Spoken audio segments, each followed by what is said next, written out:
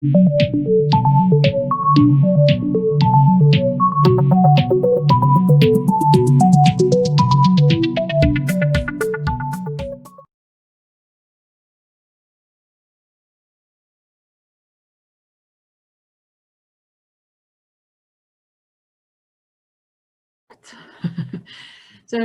all these sessions are going to be recorded and we're going to post it on our YouTube channel for now.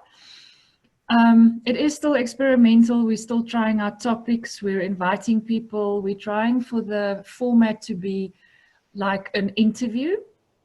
Like I said, working towards the Radio OD kind of idea. So we are inviting people in our network, people who we work closely with, people who we admire, like Lucille, to come and talk about interesting topics for all of us to learn and to make it ourselves, make it something that we can use for ourselves in this time as well. So we're also trying to keep the topics topical for what we and the economy and the whole world are going through.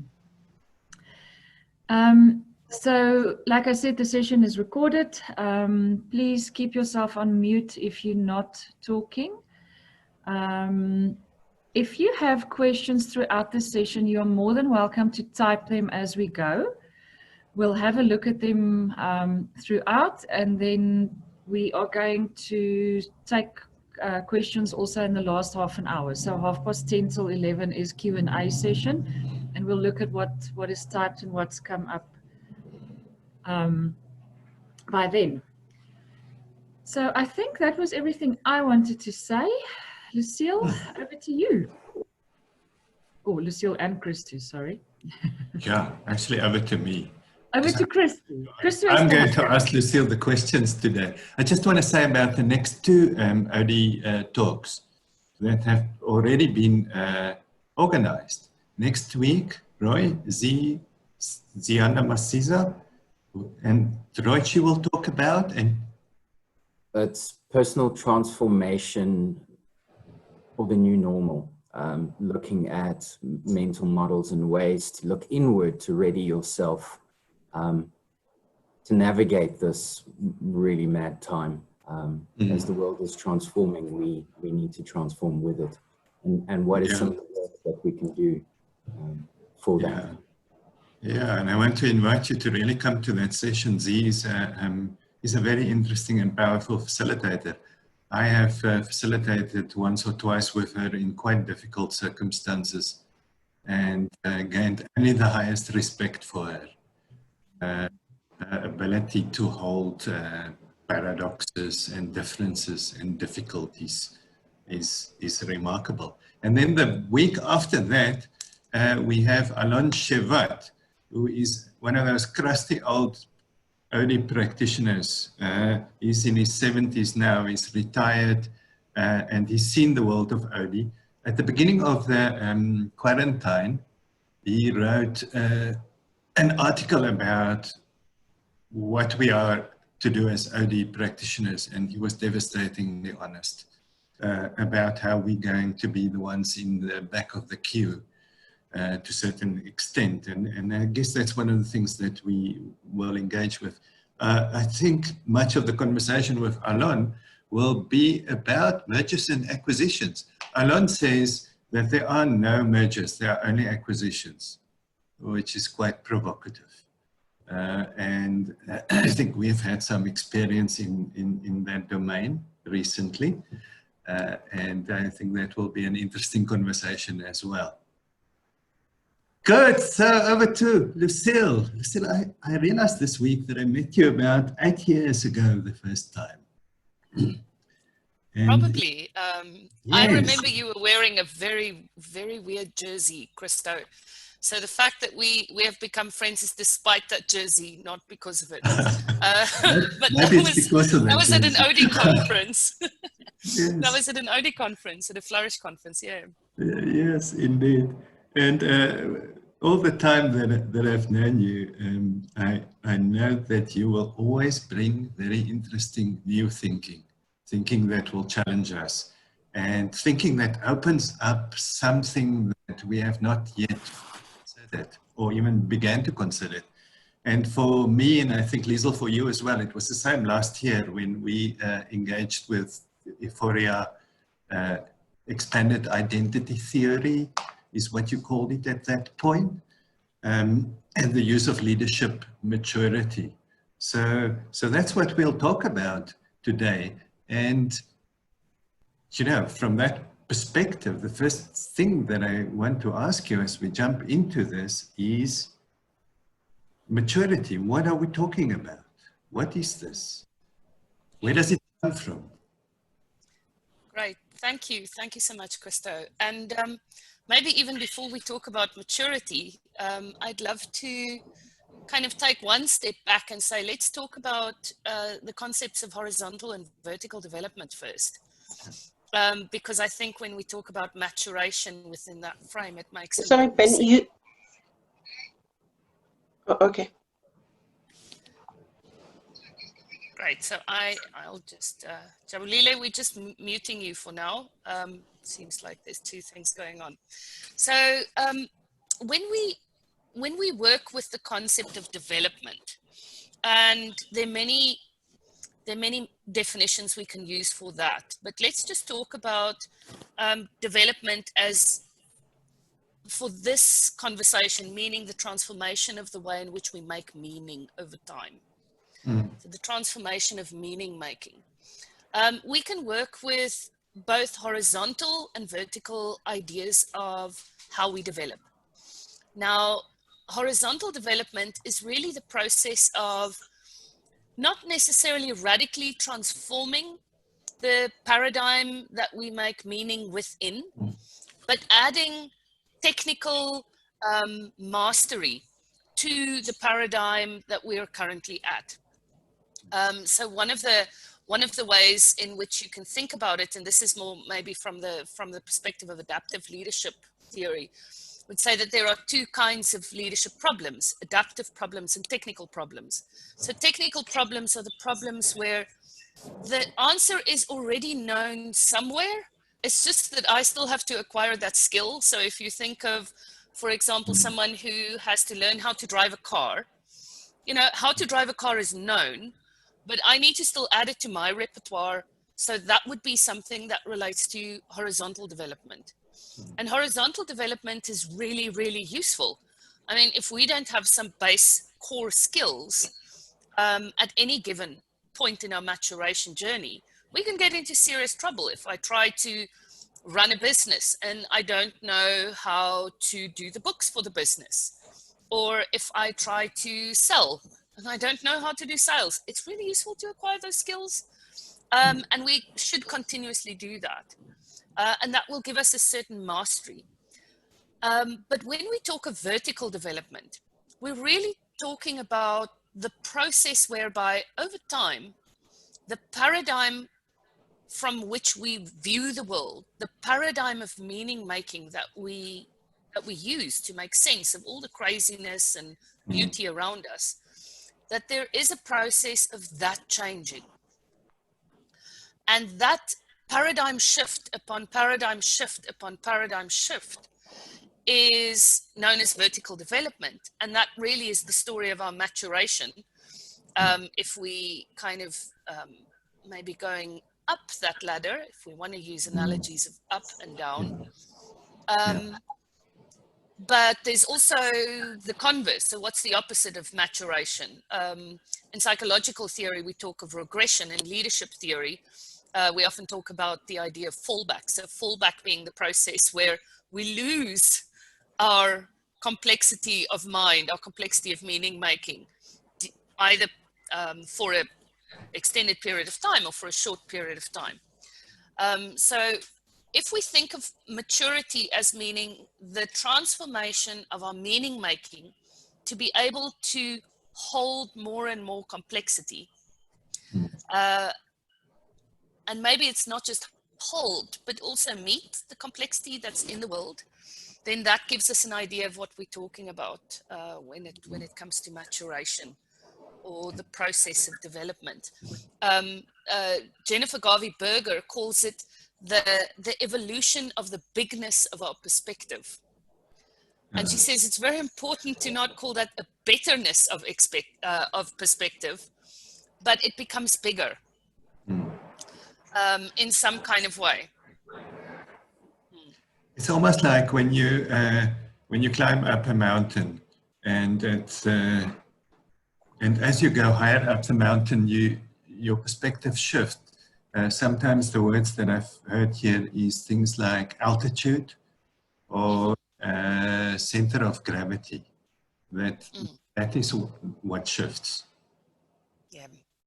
Yeah, and if we think about the process, I don't know if there are any mountain climbers or keen hikers, outdoor people on the call, but if you think of what you can see of the world when you just start the hike and you're at the base of the mountain, some things can be in great detail. You know, some of the plants, the nature around us is in great detail in the micro. And then as we climb up the mountain, the interesting thing that happens is we can see much further, but some of that detail may become a little bit blurry, and we need to rely on our memory of what the plants look like at the bottom, because we can't see them so much. They're just specks. So that's a useful analogy, but I would maybe offer a contrarian perspective right off the bat here.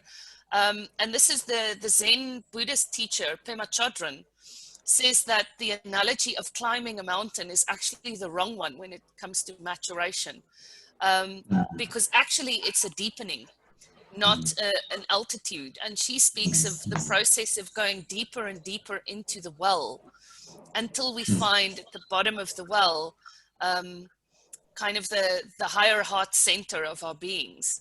But she speaks of going down.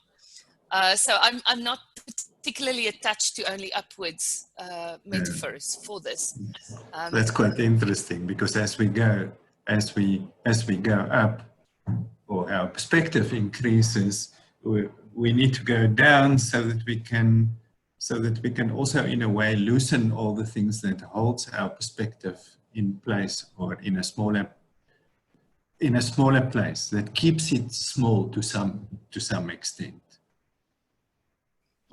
And I think that there's a certain humility around that as well, because if we just think of going up as being better and better and better, and we don't realize that there's actually a deepening, and what we find in the process of maturation, whether we're talking about leaders maturing or just, you know, individuals, adults through life, is that the process of maturation is not one which is similar to a spiritual transcendence, where it just becomes nicer and nicer and easier, and at the top of the mountain we're in the state of bliss. Actually, as we mature and we see more and more of the world, we also have to see more and more of the pain and the iniquity and the messed upness and the power differentials, and, you know, so much of the world that is fundamentally broken. So as we mature, we also need to deal with our ever-breaking hearts and our capacity for anxiety. And I'm not talking here of kind of paranoid anxiety, but more existential anxiety. Our capacity for anxiety also increases because we have to see the world as it is. So this is not a spiritual bypass that we're talking about when we talk about maturation, but much more the process of opening ourselves to the world as it is. And that can be terribly painful. So Lucille, you brought it right now into the domain of leadership, and I guess to some extent this thing that we call leadership development. And if I go back to horizontal, I guess that much of what we called leadership development would fall into horizontal development. It's just the development of certain discrete leadership competencies, leadership frameworks, all of those kinds of things, which says that there is a way to be a leader, and we can describe it, and we know what it is, or we have decided in our corporate strategy what kind of leadership we need, and we developed a competency framework, and there we have it. We have a leadership model, and we can apply it. But maturation in leadership sounds like something else. Why is it necessary? Why does it matter? So I think you make a very interesting point. And when we look at leadership development, especially maybe the way in which we practice leadership development over the ages in the 80s, the 90s, maybe even the early 2000s, and some organizations still today, we have thought of leadership development as this thing of matching competency development to the desired strategic outcome in some way. And so let's add problem solving, let's add strategic thinking, let's add financial management, whatever it is, a horizontalization of it. And it's useful. I mean, there's nothing wrong with that process. If there was something wrong with that process, people would stop doing MBAs and a whole lot of other things. And there's real value in it. But the process of vertical development, and I think it's Mark Kahn that wrote that very provocative article a couple of years ago that said, there is no such thing as leadership development. There is only such a thing as leader development. And that really starts speaking into a lot of the paradigm from the constructivist development theory, which is the part of development psychology that the idea of maturation comes from, is that there is no such thing as leader or leadership development, technically, if we're really developing them, rather than just adding technical skills, without a maturation process. And so that really starts to reframe the way in which we think of what we're doing when we say we are developing our leaders. If we really start seeing at the heart of it, the whole process of maturing my perspective being what we're actually doing, in order for us to meet the complexity in the world, maybe being one of the many reasons why we do this, then the way in which we think about design, the way in which we think about disruption and containment both, because they're in relationship with each other, becomes really, really different. But let's talk about the current context, because what we do in leadership development, in our lives, is so deeply informed by context that we'd be amiss to not start from there. Is we are not currently in a context that the straight line is towards thriving for our organizations, for ourselves in many, many different ways. This is a time that's deeply informed by survival and the need to survive. But we're also in a broader time of deep change in the world. If we just think of the last, well, let's think of the post-financial crisis world. There's so much that's been changing. And in South Africa, we have, I think the way in which we've worked with refugees, for example, in South Africa is so different to the way we've worked with refugees in other parts of the world. Because in South Africa, so we have had deep xenophobic attacks in South Africa as a result of people from the rest of our continent coming to our country. But we've also not seen the same kind of mass movement of people that we've seen in the last 3-4 years across Europe as a result of the war in Syria and other things going on. So we've had mass refugee displacement, people being uprooted from communities, having to start again. We've had the rise of very interesting leaders, which is my very kind way of referring to people like our leaders of Brazil and America and elsewhere in the world. In South Africa, we've had our own period of under the Jacob Zuma regime, which had certain implications for us. But then we're also in the space of environmental collapse and major extinction events happening. And this is before COVID-19, right? Now we've added pandemic to the mix and everything that's come with that. So this is a really complex melting pot. We're not just talking about life as usual. We're really talking about the need for all of us to figure out how to deeply transform and reform the way in which organizations, the way in which societies, the way in which politics operate, if we're not going to be the generation that gets put in the center of the story when the current civilization came to an end, right? That's where we are at. And if that's where we're at, and we have leaders who are not in a position to meet that level of uncertainty, ambiguity, complexity, volatility. So I have referred to the Vuca Principle, but if we don't have leaders that can meet that, then in a sophisticated way, through our doing, being, and knowing, we're in deep, deep trouble. And so that's part of why it's important, I think. Yeah. So we have massively increased complexity, global complexity, and I think the pandemic has brought it really right into our face, because I think to some extent it's possible for us to deny the climate shift, even if we're not actual active climate change deniers. It's still possible to think, well, it's still a few, maybe it's a decade away, maybe it's 5 decades away. There's this massive increase in complexity, and then there are us, the leaders, and our leaders, and the leaders in our organizations who have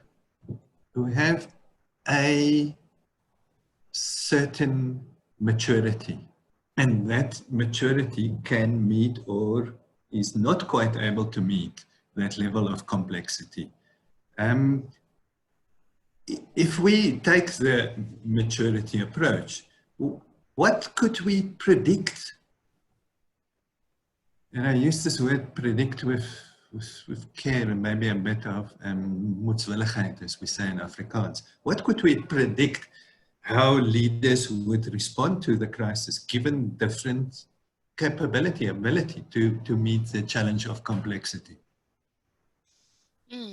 So I think one of the things that we in some way can predict is the idea of us regressing as a result of how absolutely devastatingly complex and scary and traumatic the current space, the pandemic space, and I'm talking about that specifically just for a moment.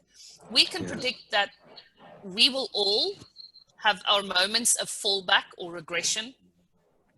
And we can also predict to a large extent that the difference between sensible, I don't think there is such a thing as correct responses at this point. We have more and less sensible responses, but that the more sensible responses, whether it's at an organizational or at a government or at a community level, will come from people who have the capacity to notice their fallback and recover from it quicker. And it's that capacity, if we use an analogy for a moment, of being on the dance floor versus being on the balcony. We're all going to get stuck in the dance floor. We're all going to have our moments where, whether it's being upset about running out of cigarettes, which we started part of our offline conversation with this morning, to deeper anger at the way in which the social contract between organizations and their staff members are shifting, with the social contracts are breaking and shifting and being renegotiated, to an upsetness about what's happening to the economy. So we're all going to have our moments on the dance floor. But if we can move between the dance floor and the balcony to look down on what's happening here more easily, and if we can continue to shift between dance floor and balcony, we're going to have more sensible decisions being made. And we're going to be able to navigate this slightly more easily than if we just get stuck in, for example, denialism on the dance floor. So that's one of the first things that we can predict. The second thing that we can predict from the perspective of maturation is that these events that we're experiencing at the moment are both problem and opportunity.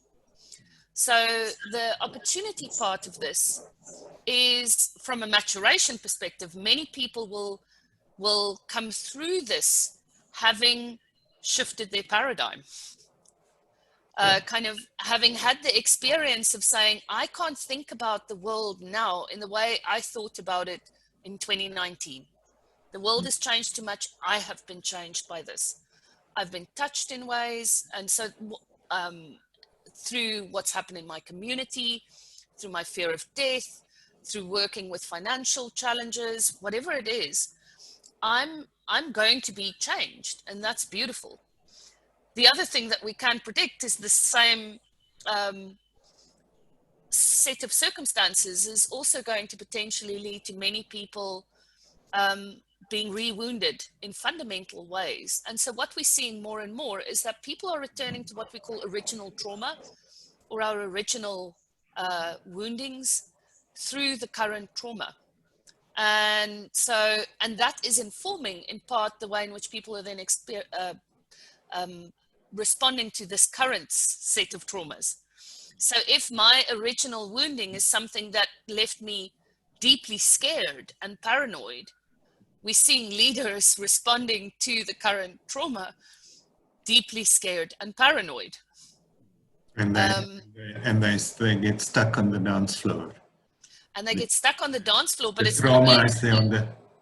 Yeah. It's not even them stuck on the dance floor in the here and now. They're also stuck on the dance floor in the way, in the thinking of the age at which that big trauma happened.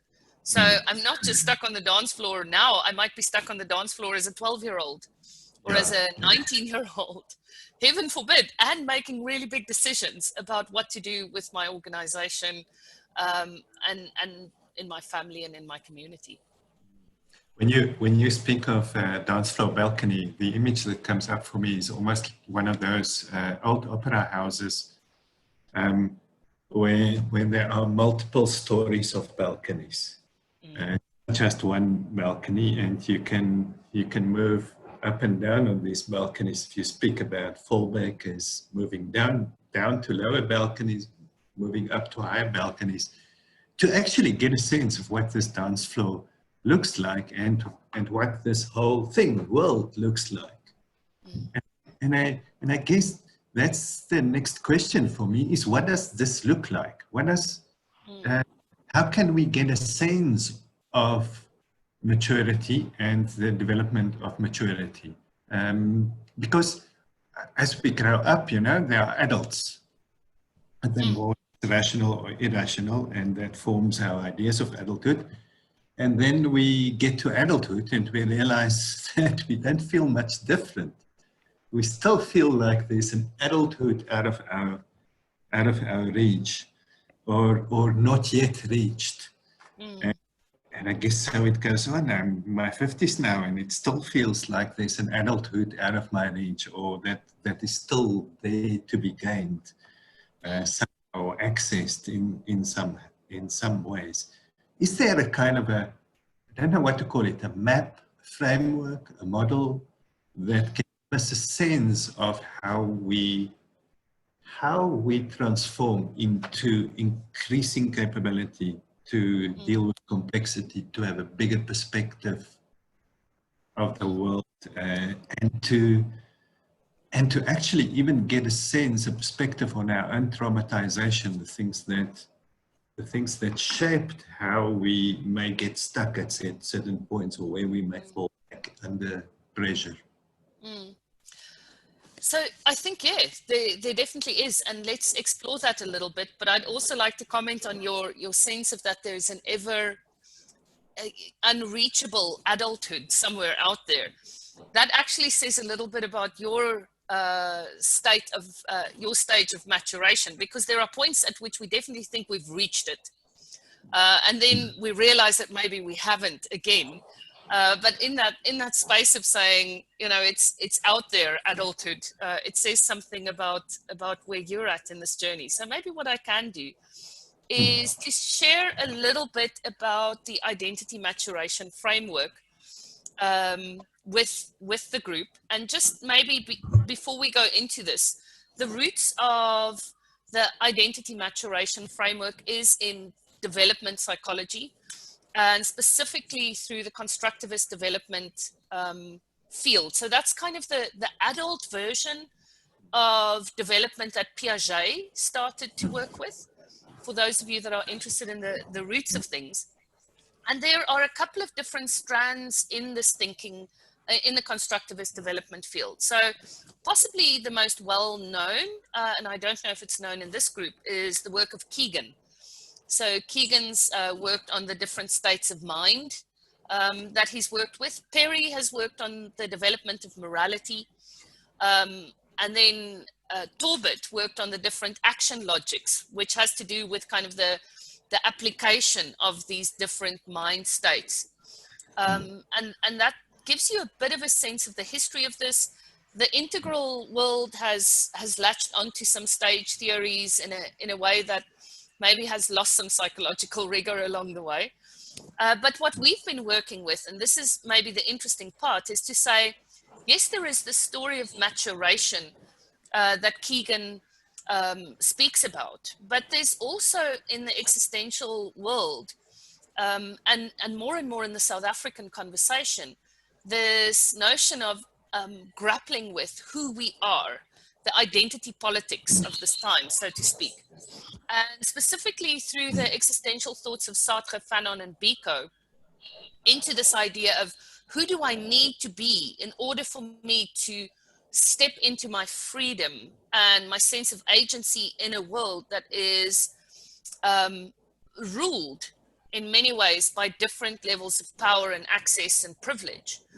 That's useful to bring into conversation with us. And that's what we've been doing in our work, is to bring the identity conversation into the frame of the constructivist development field. So it's kind of the birth of identity psychology in many ways that we're talking about here. Now, when we look at the process of maturation, and this is one thing that all the constructivist development theorists and thinkers and psychologists agree on, it is what we call an invariant stage model. So what that means is that we can't skip stages. So we go through the different stages in our maturation. And as we master one of these stages, and the stage that we currently at the highest stage that we at mastery with is what we call our center of gravity. While we're in this process of mastering different stages, it's actually quite a fluid process. So I can fall back in a moment because I'm under pressure, or I'm experiencing anxiety, or I'm sick. You know, there's lots of things that can cause fallback. And I'm also all the time building scaffolding towards my growth edge, towards the next phase.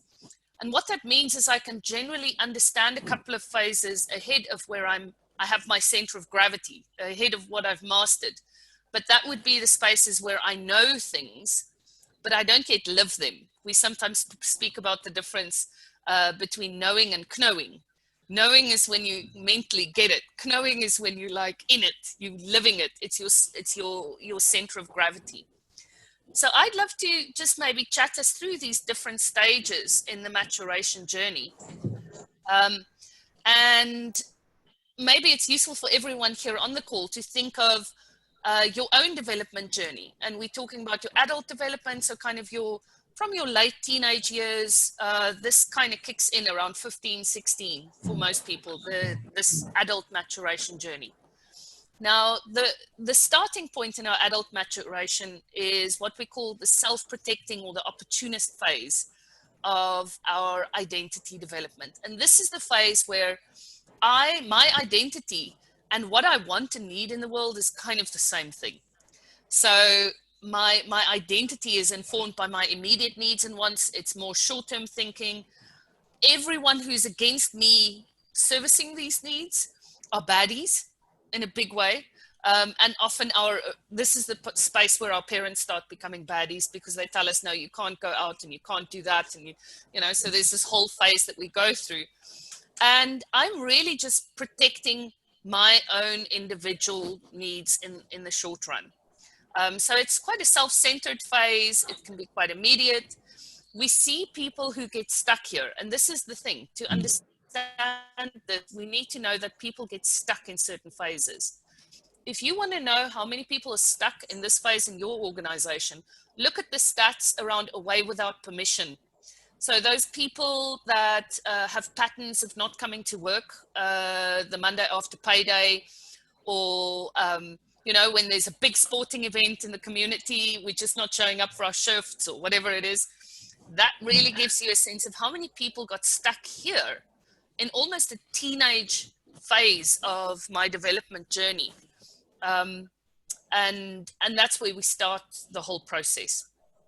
What then happens from there is the next phase of our maturation is where our identity becomes merged with the groups that we belong to and what the groups that we belong to believe and think. Now here we're talking about our families of origin and the family mythology around what is good and what is bad, but also more specifically things like our religion, our culture, the stereotype of our race, our gender. So this is the place where I'm drinking the Kool-Aid of the stereotype of the group that I belong to. And so it's called the conforming phase. And in this phase, people who are from different groups that challenge my group become the really bad people. And it's really a space where I need to do quite a lot of hard work to stay in line with the group. None of us are templates of the groups that we belong to 100%. We think differently, we feel differently, we want differently. So if any of you just think of for a moment, if you had to comply to the stereotype of your race and gender, let's just start with that. You're probably going to get a million pings that says, hell no. You know, this is how I'm different. This is how the stereotype's nonsense, all good. But what happens in this phase is I have to, every time I get one of those pings that say, I think and feel differently to this group, I need to suppress that. Otherwise, I'm going to separate out from the group, and the group is what gives me my identity. So I go through this period of actually repressing my internal world, making it smaller and smaller and smaller. And that can be really sad. I mean, if you just think of, and all of us would have at some point had the opportunity of meeting and being with people who live on the same street as maybe their parents did, that have taken exactly the same careers. They still fraternize with exactly the same friends they had 25 years ago when they finished high school. They still go to the same church or the same mosque. There's this whole process of that. And I know, so maybe I'll speak for myself, sometimes when I interact with some of those people that have been part of my life history, I get a deep sense of sadness, because there's a certain sameness about the life that happens for me at that stage. Also, and there are lots of people in South Africa stuck here developmentally. Yeah. I mean, I can't help thinking, about gatherings of less than 50 people, but up to 50 people. And the kinds of peer pressure that goes with attending those kinds of gatherings, despite maybe it not being the most sensible thing to do. So there's in organizations and in societies, as much as that provides a certain kind of community foundation, there's huge dangers that we risk. That we risk if this level of maturity holds sway. Yeah. Well, the key thing here is at this level of maturity, it's very easy to end up serving the power needs. I'm trying to find a way to say this that allows people to hear rather than to get defensive. But this is the place where I'm obedient. And if the state tells me to do X, Y, and Z, and I obey, but the state's actually lost the plot, that's where a lot of harm has been done, in the name of just being a good citizen that follows the laws in some kind of way. I also have a sense that the shadow of this is rebelliousness. Yes. It's not resistance. It is this almost as now we're going to burn it all down. If if it switches from obedience to not obedience. Yeah, in some way. And then normally I have a mob. So then I'm conforming with mob mentality in some way in that process of rebellion as well. The thing about at the conforming level, what I'm looking towards for leaders to be is leaders need to be strong mommies and daddies. And those strong mommies and daddies need to be certain, and they need to tell me what to do, and they need to guide the way. And if my leaders become participative, heaven forbid, because now my strong mommy and daddy mythology is being challenged, and that means that I have a weak, confused leader. So at this level, a lot of the things that we say we need to develop leaders into, for example, participative, adaptive leaders, is really problematic.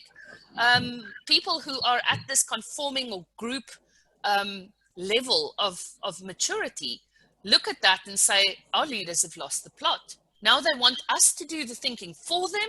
What's wrong with that? You know, and so that's where some of the rebellion then gets born as well, is when our leaders don't comply with the idea of being heroic, strong mommies and daddies that will tell us what to do. So what's a healthy leader here? Is maybe a leader that has authority without necessarily being authoritarian. Yes, and that's tricky, because the moment you step into authority, it's a very, very murky line between authority and becoming authoritarian. And it's almost that it's, you know, if we use transactional analysis, you easily get trapped into the parent mindset in this if you're leading. And if you're in the rule-giving parent mindset, then you're going to be the strict disciplinarian leader, which may be useful and may keep people on track, but it's not particularly inspiring when you're trying to build a culture of care and collaboration or whatever it is that's important here.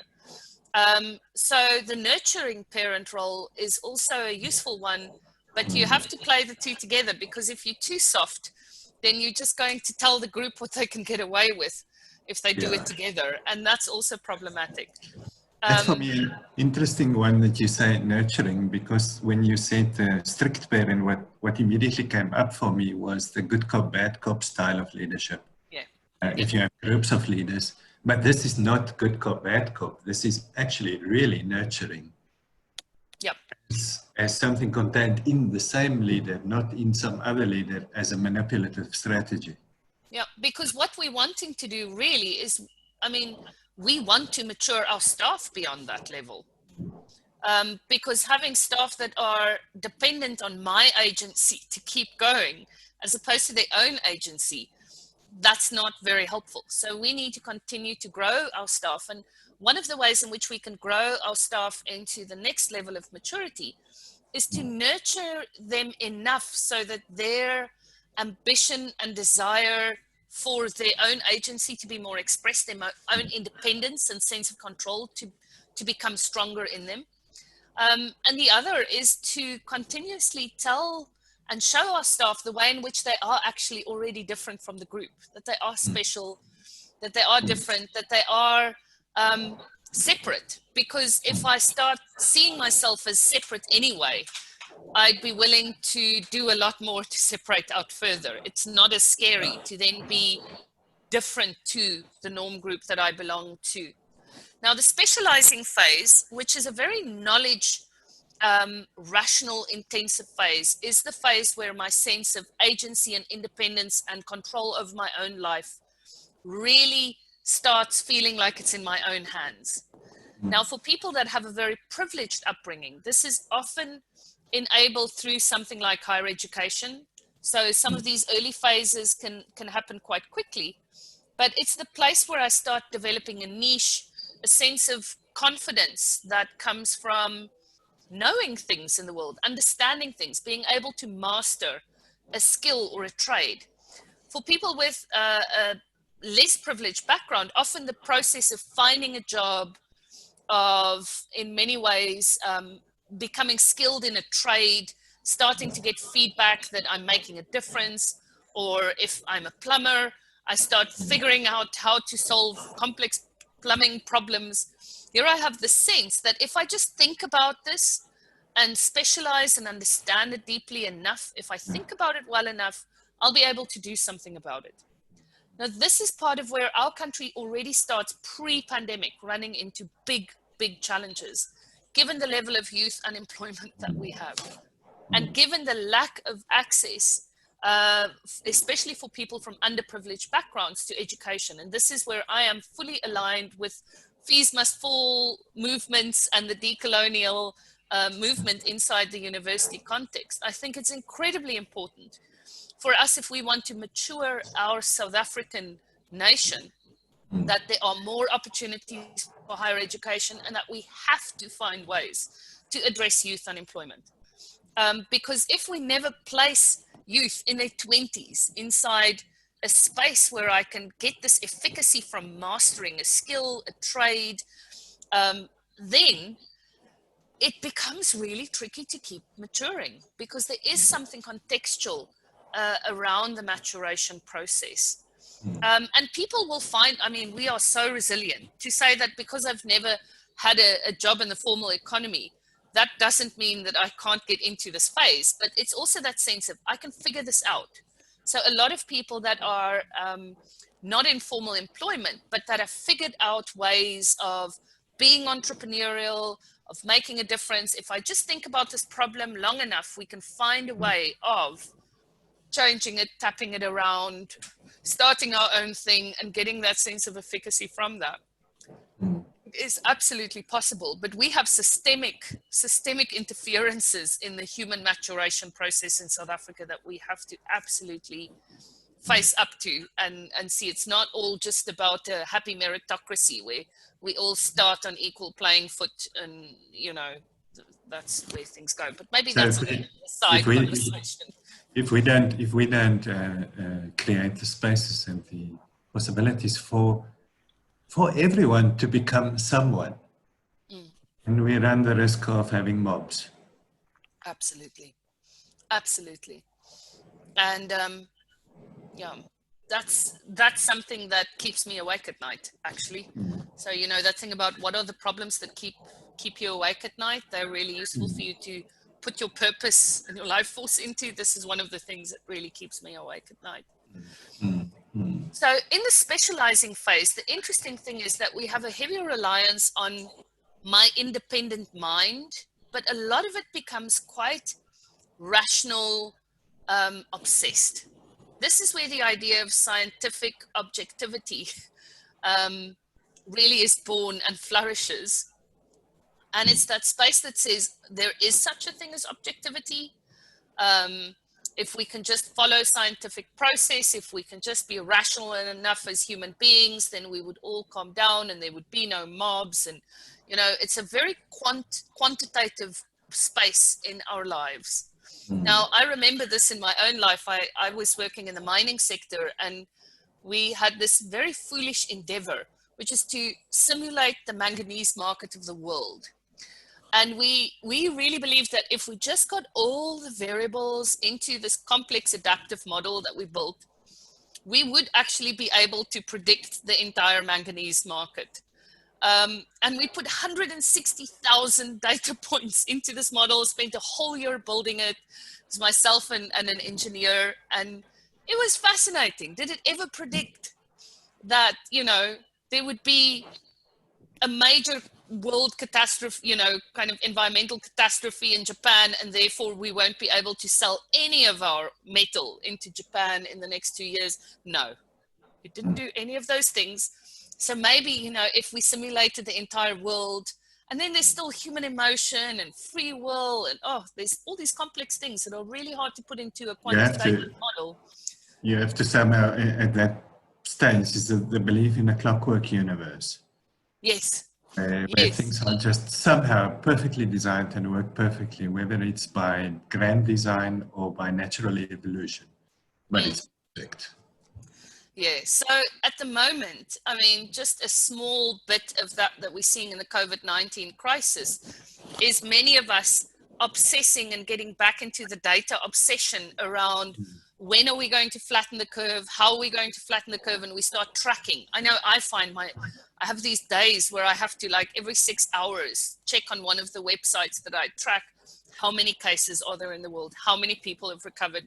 You know, as if it's really going to speak to the experience that we have here in our microclimate of the deep south of Cape Town, where I am. But it becomes this obsession. And it's that moment where all leaders say, just go back to the spreadsheet. That's a moment of fallback into the specializing phase.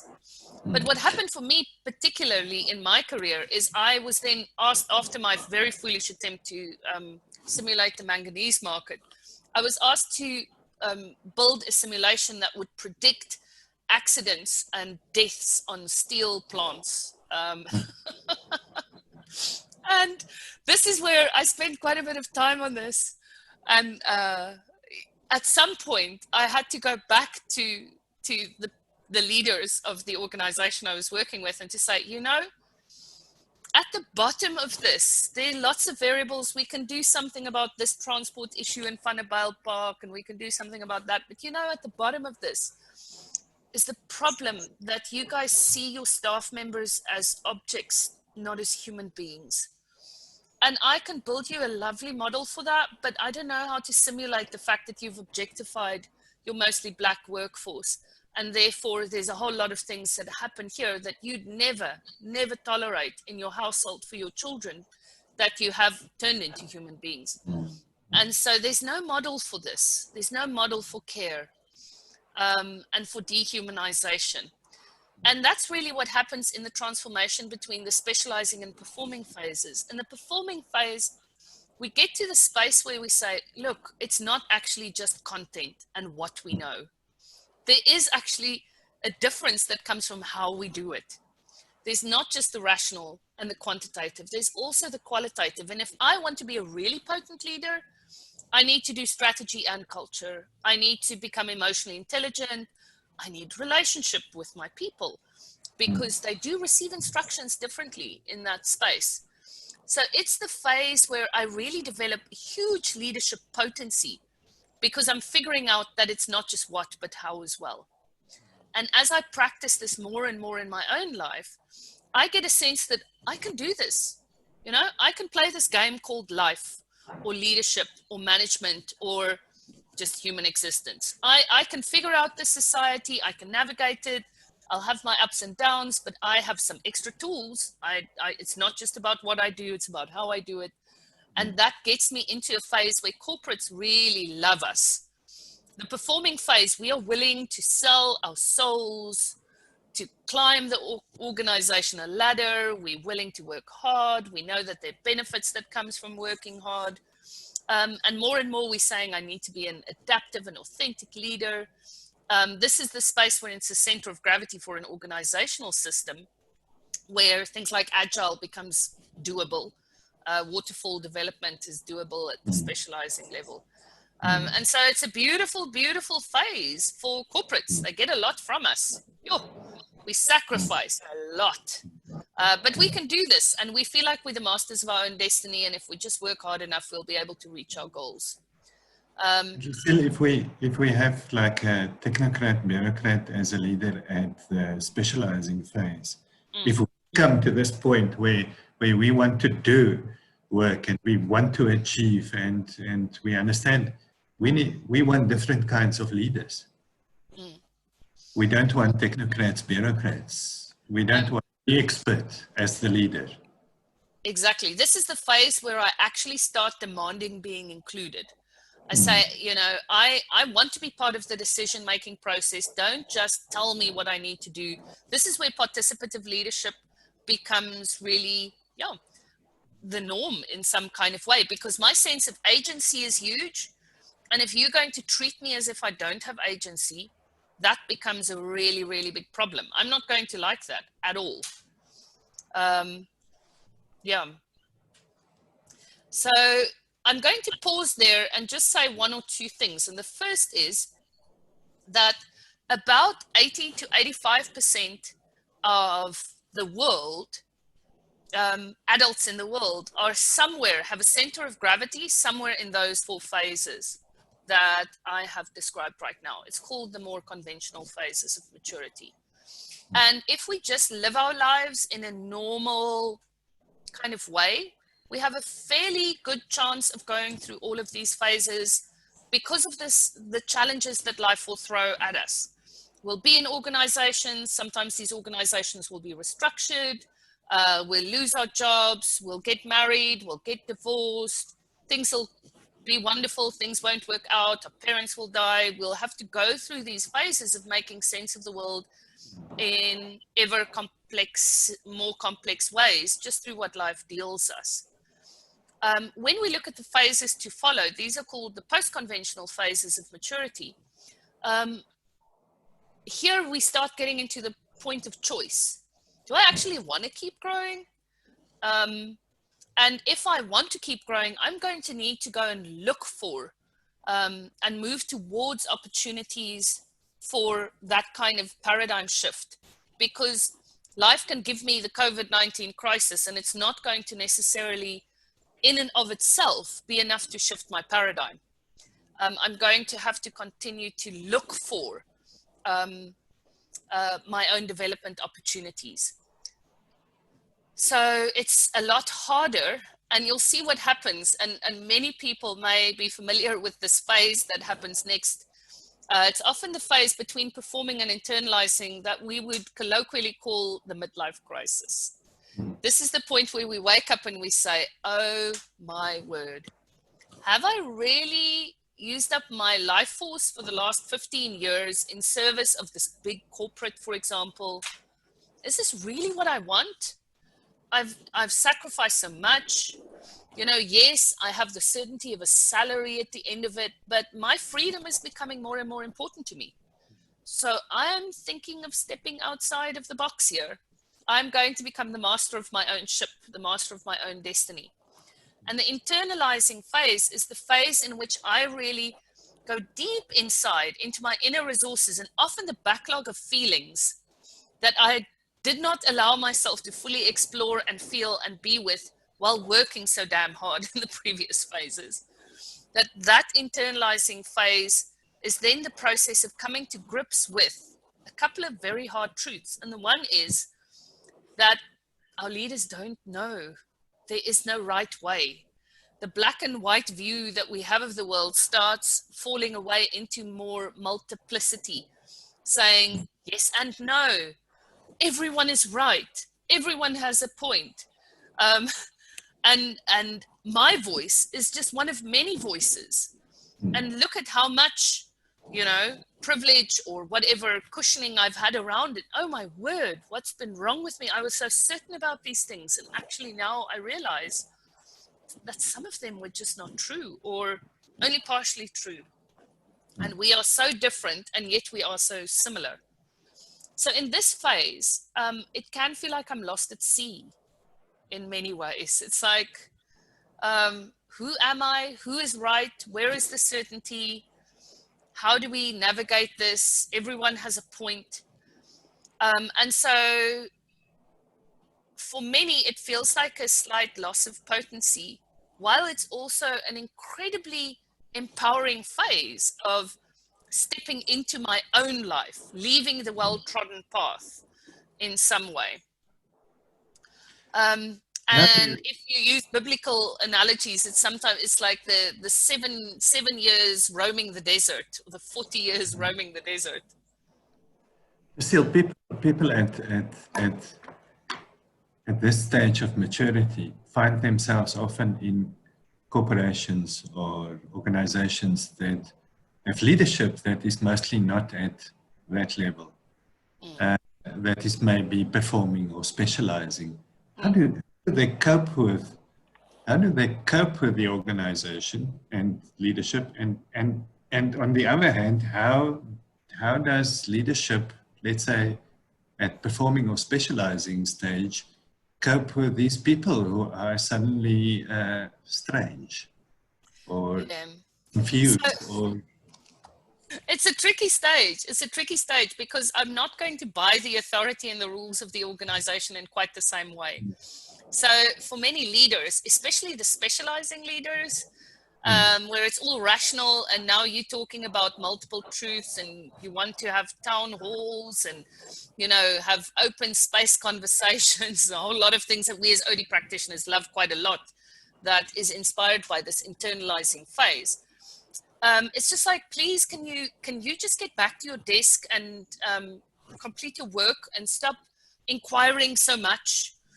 So often there's a sense of having to crack down on the newly found freedom that people at this phase experience.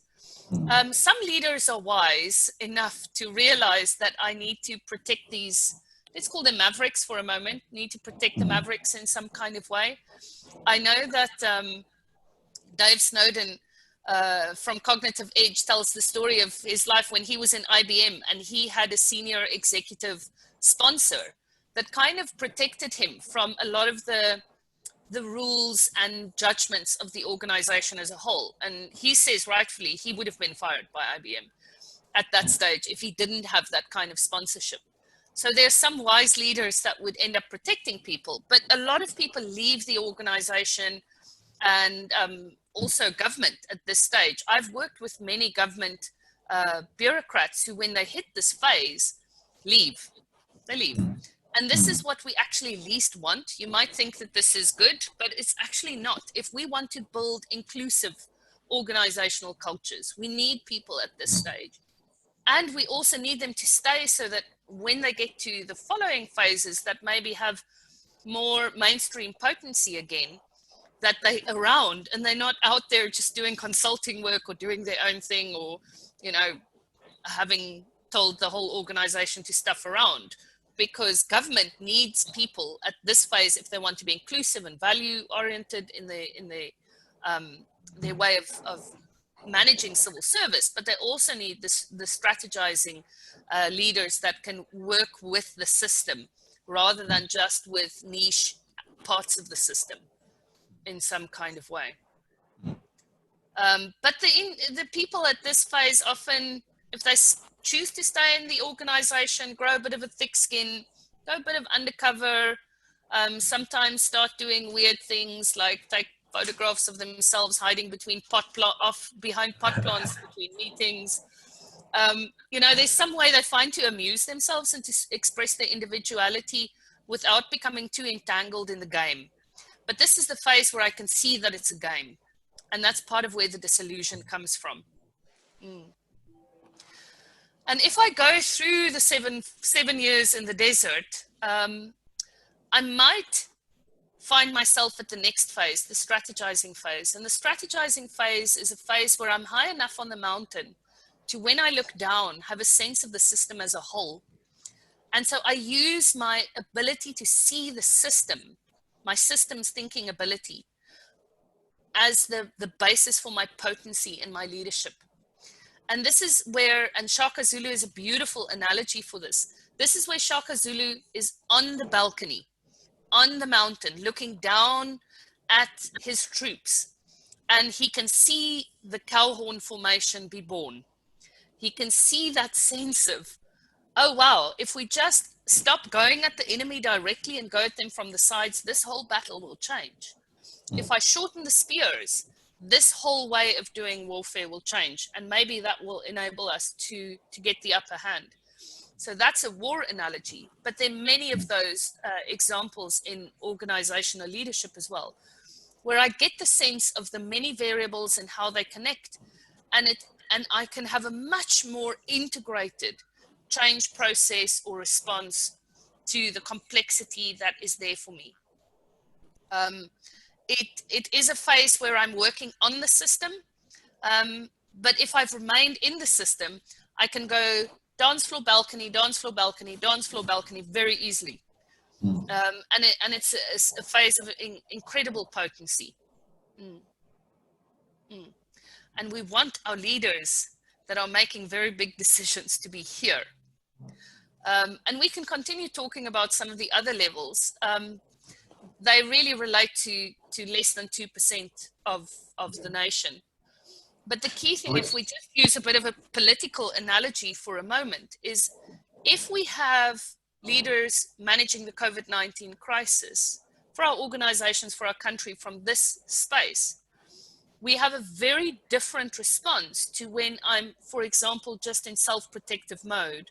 And all I'm trying to do is make sure that me and my family have money And like, yes, just to hell with all the workers, let them go. You know, they can go and find UIF on their own. And there's a big breakdown in the social contract. When we look at some of the decisions that, for example, Cyril Ramaphosa has made and his governing council have made, where they've said, we need to do this hard lockdown so that our medical system can prepare for the crisis. We won't be able to, given the nature of South Africa, stop the health crisis from coming, but we need to buy time. That's the kind of decision that is a very hard one to make, but it's made from the balcony. Now, some of the other decisions that have been made, like you can't buy shoelaces, but you can buy, you know, and t-shirts, but you can buy winter clothing or whatever that is. That's not made on the strategizing balcony. That's a specializing, you know, kind of tick box exercise. Who knows? I have no idea even where that's made from. But it helps us see the difference in those decision-making styles. Still, how does fallback look like here? I mean, we hit crisis, and in crisis, you say unconsciously we regress or fall back to earlier modes of making meaning, and making sense. What would that look like? So fallback really looks like that process where I know that there are 4 stories on my dance floor balcony. And all of a sudden, I can't find the stairs anymore. I've fallen back into the dance floor. And I might have a rational memory that, and sometimes I've fallen so hard that I can't even remember that I'm smarter than this. Let's just use that crude reference to the word smart. But I just can't access it. I'm in a panic. I'm angry. For example, I'm in a defensive state. I'm so exhausted that I just can't access that kind of thinking. What we're seeing at the moment is most people are falling. So most of the time, when we just do in everyday terms, we fall back. We fall back about 2 levels. But in this kind of severe contextual systemic crisis that we're in, most people, regardless of where they are falling back to specializing, conforming, and self-protecting levels. And so this is where I go from being able to be quite a wise leader that would never do an organizational change in the way that it's happening at the moment. I stopped communicating with my staff completely. And I don't even, I mean, we've seen this with the schools and school leadership, where apparently people are going back to school next week. And a lot of government schools have not even sent one message to their parents yet. I mean, what is that about? Yes, the government says send the children, but the principals have fallen back so deeply into crisis mode that they're just hustling in some way to get masks, and they've forgotten that if I don't communicate to the parents, they're going to revolt. Yeah.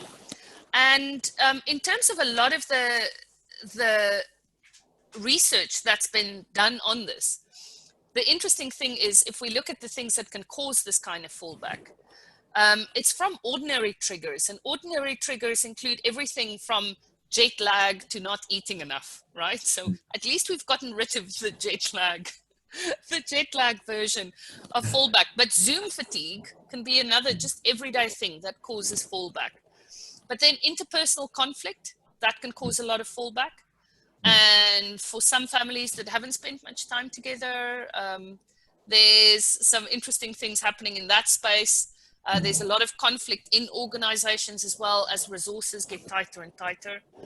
Then feelings of anxiety because of uncertainty, right? That causes fallback. Now that's a big tick box for us at the moment. Also being overwhelmed by multiple perspectives. Who is actually right? Like once you've watched the 17th video on YouTube that has to do with immunization, you've probably got enough confusion to go into fallback mode, whatever you do next. And then unresolved trauma that's being reactivated by current trauma, or just when I'm in that, illness can cause it. And then what we call contextual gravitational pull. So this is when so let's just say, we'll use one non-COVID-19 example and then a COVID-19 example. Non-COVID-19, I am at the internalizing phase in an organization that's deeply bureaucratic and technocratic. And the gravitational force of where the organization is at will just pull me down.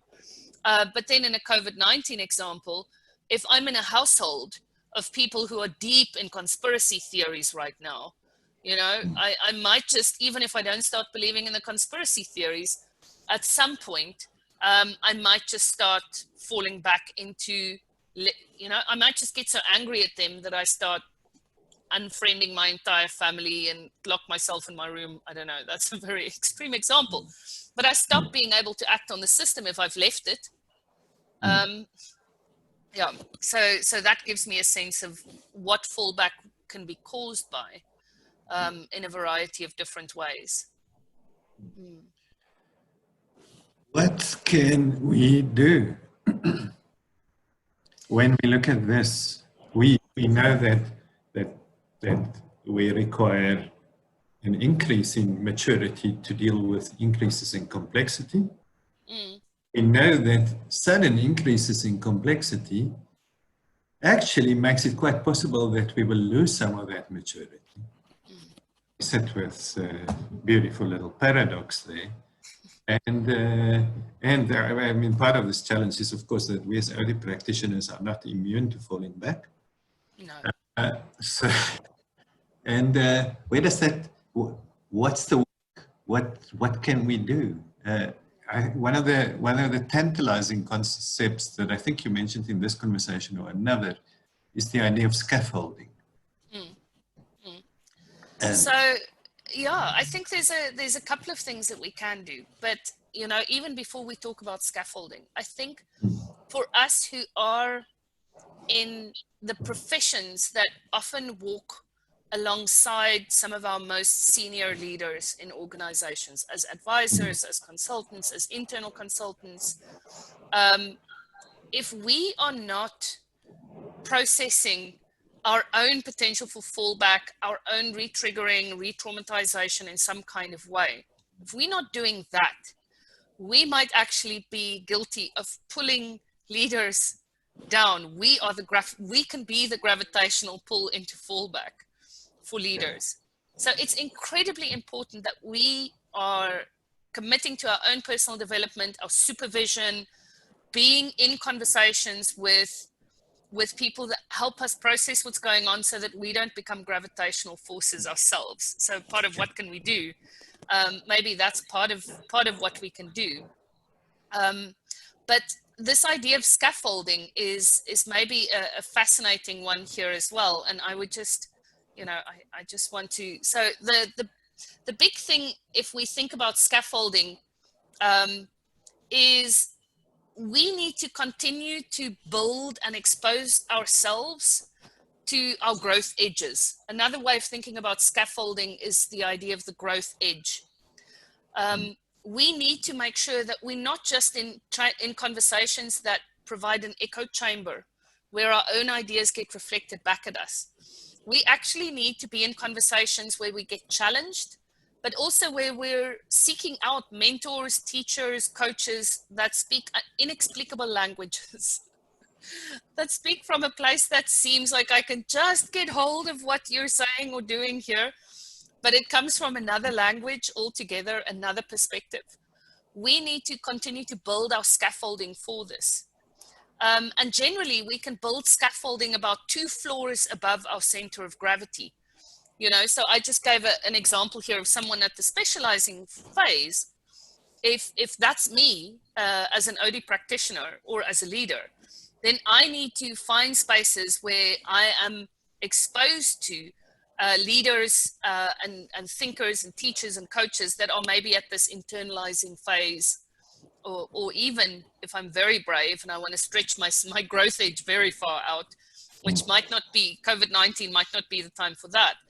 But I need to find people who are in this internalizing phase that speak this very strange language that infuriates me so much. And I need to spend time with them and really open myself up to those ideas. Because in the absence of that, it's going to be really hard for me to access the balcony, so to speak. So that's one of the first things that we can do. The loop, if we're more in an everyday loop, around what can we do to make sure that we don't fall back is we need to be in this loop that says notice, reflect, and learn. So notice when I'm falling back, when I'm getting sucked into there's nothing wrong with being on the dance floor, but being on the dance floor for too long, and I'm starting to act out of impulses, defense mechanisms, all of those things. I know Ingrid spoke about that quite a bit as well in one of the previous sessions here. So I need to notice that. Then I need to reflect on what triggered me, what's this about, how, what happened here, is this really useful? And then I need to learn from the process so that I can recover quicker and quicker and be back in my sense of agency around this, because fallback is in a way, in and of itself, a loss of agency, and that's not what we need right now. So that's the one personal loop individually we can be in, this notice, reflect, and learn.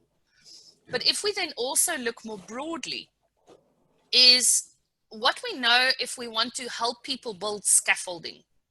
This is true for ourselves as much as for leaders we work with, is in order for us to build scaffolding, we need to disrupt and hold. So disruption of the current paradigm, the current way of making meaning, challenging leaders, is this really all there is? What if we look beyond the stats? What if, what if you face the idea that there's anxiety in your system, rather than saying, we're okay. Jennifer Garvey-Berger often uses this, what if this thing you believe weren't true, is a beautiful, gentle, disruptive question. So we need to disrupt, but disrupt as much as the system can handle, because if we disrupt too much, then we get fallback anyway. So we disrupt is a way of building scaffolding, and then we need to create a deliberate holding environment. And a holding environment is a psychosocial space that is psychologically safe enough for me to process the fact that now I'm in an uncertain world, and I don't if I'm building a new floor, I haven't explored it yet. I don't know what's happening there. And so I need to process and make sense of that. So we need to create psychosocial holding spaces very deliberately in direct conversation with the disruption that we do. We can't just disrupt and bomb and throw hand grenades and leave. Yeah. That's going to give us fallback. And that requires that we work with leadership collectives in organizations. Mm-hmm. Not as individuals, but certainly with larger collectives to create holding spaces. Yeah, I think you can create fairly effective holding spaces in the one-on-one space between, for example, a coach and a leader as well. So it, where it's hard to do collective, it's also good to do the one-on-one space. But the holding space is in the relationship between those two individuals. There's a beautiful piece of research that has been done that says that if we want to help leaders recover from fallback, having a trusted person with who they can reflect and notice, reflect, and learn is one of the quickest ways to recover. So the leader that's out there as a lone ranger recovers much, much slower than someone who actually has people they trust around them.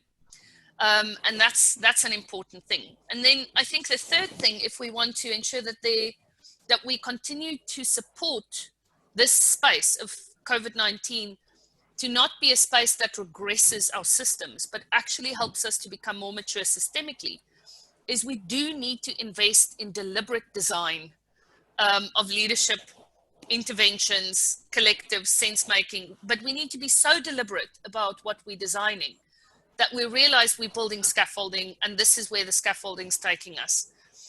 It's not accidental. Yes, some of these things may emerge if we have 17,000 hours to play together and allow it to emerge, but we don't have 17,000 hours to play together.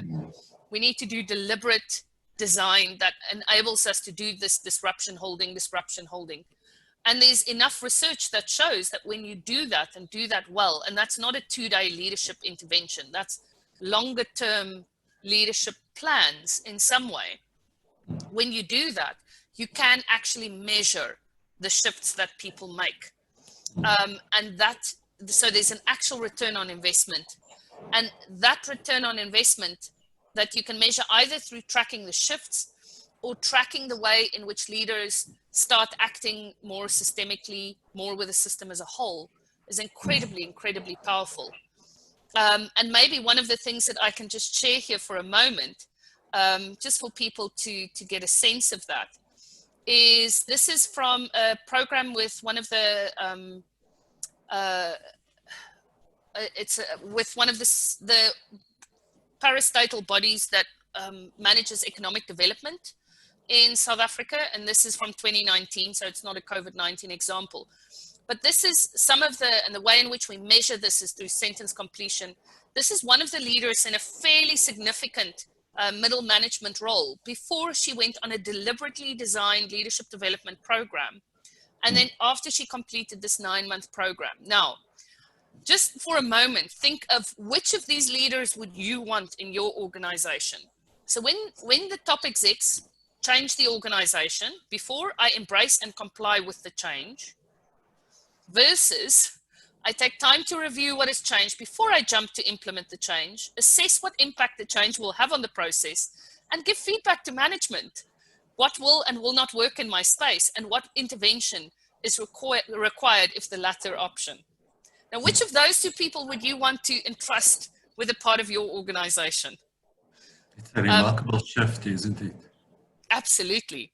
Absolutely. And so, you know, people can look at the different things, but interestingly, maybe in a full circle to where we started, Christo, when you look at leadership definition, that thing of like complying to a set of competencies, a good leader must set a good example and must have integrity, honesty, open, you know, there's the set of competencies. That's how deep the thinking went to leadership is to continually change and re-engineer the way we do things and to keep on top of that game. Which of those people would I trust with a significant part of my organization? That is amazing. Lucille, I see that we at 10:30. I want to ask you, I want to ask those on the calls, still on in the chat, if you have questions, please write them in the chat group or hold them for a moment. Lucille, what you showed us just now has come out of specific work that you have done, a specific instrument that you have, and specific kinds of interventions that you do in organizations. Can you just tell us a little bit more about that? The kinds of specific offerings that, that you, for your partner and also in collaboration with Worldsview, bring to this challenge. Yeah, so I guess the key thing to say is that we have developed an instrument that measures the level of maturity of people, not through self-report, but through a mechanism called sentence completion, which is a way of tapping into something that's very hard to report myself. And I always think it's, you know, there's a beautiful cognitive bias where we all think we're smarter and more developed than we actually are. So we can't self-report on this, but through the mechanism of actually projectively finishing sentences, there's a methodology that's been around for 35 years, but for the first time that we've brought into the South African environment that enables us to measure your maturity, but not just measure it as, you know, now we know where you are in your maturity journey, but to also provide deep content into the coaching or leadership development space. As you saw from those sentences, there's big richness and depth that you can take into the coaching space from working with how people complete those sentences. So that's the methodology that we've developed. And for people here on the call that are interested in finding out more about that, I know that they can speak to Liesel and the rest of the Worldsview Academy team about becoming accredited in the AIM tool, and to learn more about the framework, how to work with it, both in coaching and also in general leadership development spaces. So please speak to Liesel and her team if you want to find out more about that. We've had the privilege of developing leadership development methodologies that are specifically aimed at supporting vertical development for the last 10 years. not always with the gift of the instrument. And last night, Ingrid Hurwitz and I were just reflecting that some of the things that we've done in the past, if we could measure the return on investment on that, we may have had a second cohort as opposed to just one, because the bank thought what we were doing was way too weird. But, you know, there's something about measuring it that makes it more real in terms of understanding what the value add for that is. Yeah. So any questions from the group? Very happy to take that, either in the chat box or if you want to unmute and just ask them yourself. Yeah, just ask. Happy to do that.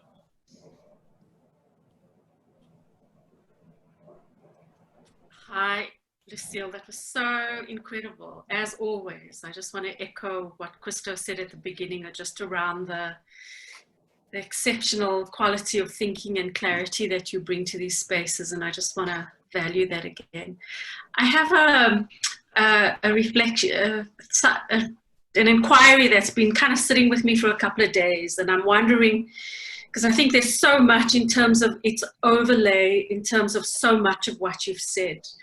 I've recently been considering Sharma's concept of social absencing.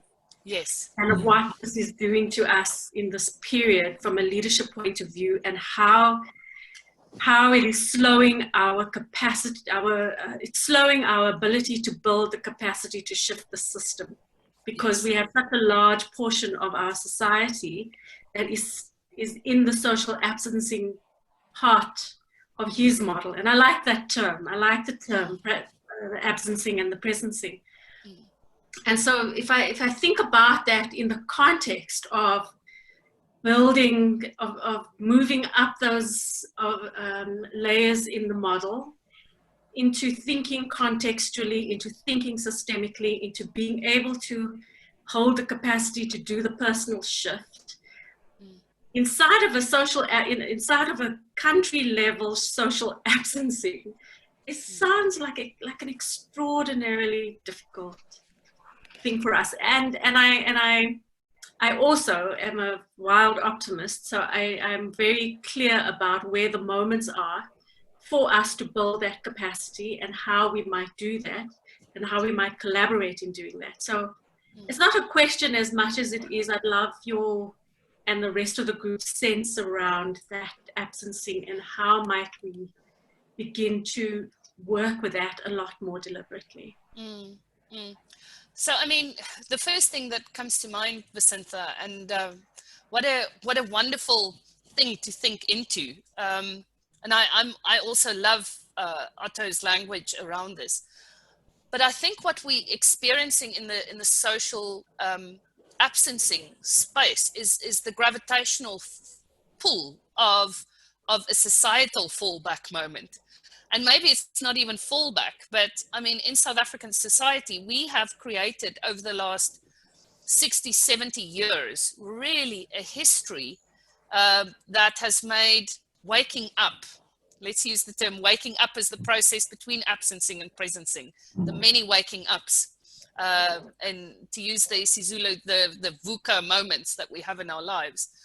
It's really, really hard to collectively and societally be in a presencing space for us in South Africa, because we've inflicted so much trauma on the system in so many ways, and now COVID-19 is just another trauma that's also then taking us, re-wounding us into and reminding us of all the other traumas that we've been through. And so we're in a place where there is this huge opportunity we have right now to work through rather than around some of the traumas that are part of our society. And the opportunities are there. Given the way in which we're working at the moment, maybe more of those are micro opportunities. So in our communities, choosing to be someone that helps people to notice, reflect, and learn, helps people to process trauma and to get from the absencing into the presencing. You know, how do we get a society back into presencing? By allowing many individuals to do that, and, you know, to like the presencing moment around them too. And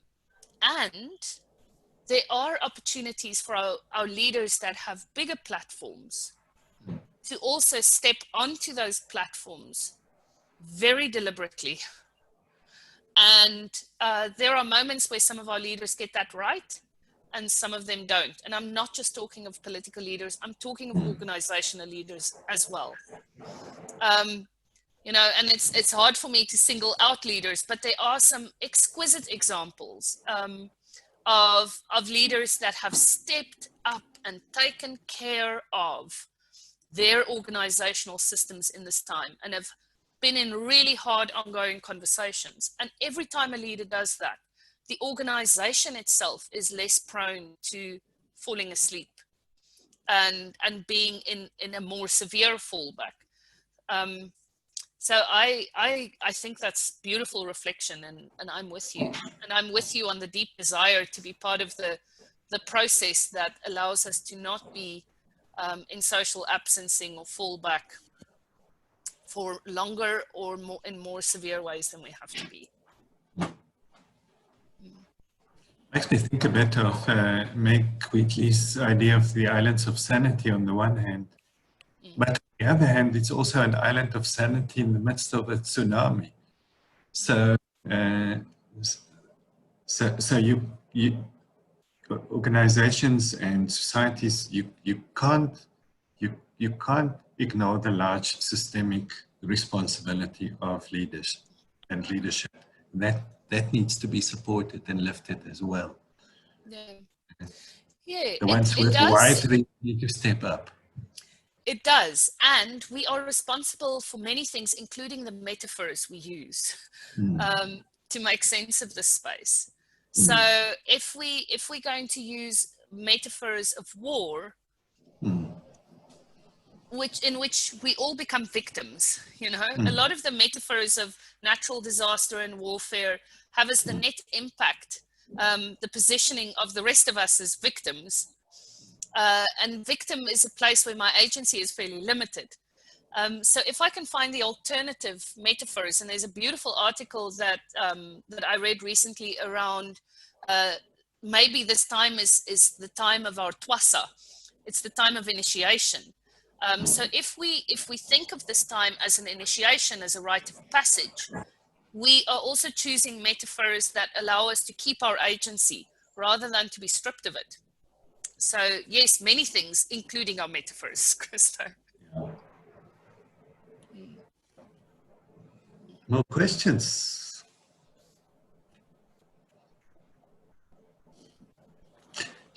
Carol, are you saying goodbye, or yes, you're saying goodbye?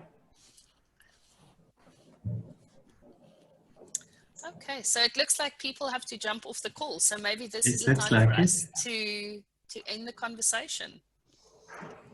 Yeah, so those of you that are interested in finding more, speak to Liesl, and we can continue the conversation. Yes, this was incredibly insightful and helpful, and I'm every time, because at some point I also think like, okay, I know one or two things about this, and then every time we go deeper into it, I see like this, all of these things that I don't know about it yet. It's so and don't see about it yet, and perspectives. And I think this really brings a powerful way to become aware of our perspective, and for us to see that there is actually ways in which we can shift perspectives, and there are ways in which we can work on this very deliberately in organizations. We don't have to leave it to chance. And absolutely, it's very helpful, and certainly something that would be worth for organizations putting into their recovery budgets, into their recovery plans, etc. We understand that in the initial phases of shock, you are just building dam walls, yes, metaphors. But now we have to actually also be in the cage or in the twasa and do the work that we are called to do as organizational leaders, as OD practitioners, and so on. So thank you for that. big pleasure. And I think if we also build into our recovery plans an assumption that people will come back to work in a state of fallback, we'll have less surprises than if we assume we're going to come back bright-eyed, bushy-tailed, and having learned a new language. That's just a very, very unrealistic expectation. So let's expect fallback, and then we can meet it with kindness as opposed to with shock. And we'll be able to create those holding spaces that enable us to recover, because COVID-19 has been a disruptive state, right? So if we assume that people are disrupted, then we can create the holding space that will allow them to get back to more mature ways of working and being together in that space. Yes. So thanks very much, everyone. It was lovely to share. Thank you. Yeah, and thank you, Lucille, for your time, and all the wonderful. I really enjoyed your examples today as well. Just and yeah, thinking about what's happening at the moment, but also kind of putting this whole pandemic on a balcony dance floor kind of metaphor really helps to think about that. So thank you for that. And thank you, Chris, too, for your beautiful questions. Yeah, and please for everybody to join us again next week, Wednesday. Yes. Thank you. Cool.